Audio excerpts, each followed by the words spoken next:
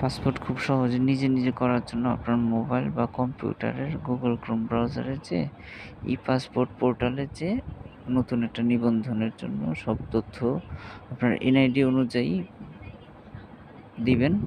এরপর আপনার যখন টাকা জমা দিবেন তখন আপনার টাকাটা অফলাইন মোডে যেয়ে ই-চালানের মাধ্যমে পেমেন্ট করুন। অনলাইনে দিলে অনেক সময় আবেদন যদি বাতিল করতে হয়, ওই বাতিলের জন্য ওই টাকাটাও আপনার সাথে বাতিল হয়ে যায়।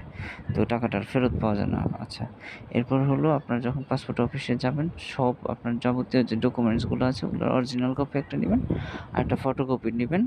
আর ওই যে আবেদনটা আর ওই যে ই-চালানের একটা কপি আপনার ওইটার সাথে করে মানে একসাথে করে নিয়ে যাবেন।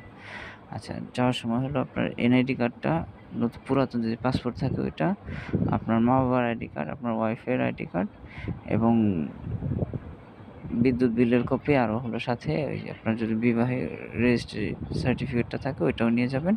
এরপর আপনারা ওই আগারগাঁও পাসপোর্ট অফিসের 108 নম্বর রুমে সব জমা দিবেন, আর মেয়েরা জমা দিবেন হলো 101 নম্বর রুমে। আচ্ছা, 108 এর কাজ শেষ হলে 106 দিবেন। 106 এর কাজ শেষ হলে আপনারা তারপরে জমা দিলে ওই ফিঙ্গার আর হলো ছবি তুলে চলে যাবেন। একটা স্লিপ দিয়ে দিবেন। স্লিপটা অনুযায়ী পরে আপনার এসএমএস যদি কনফার্মেশন এসএমএস পান তখন আপনার স্লিপটা নিয়ে এসে 113 তে জমা দিলে পাসপোর্ট পেয়ে যাবেন।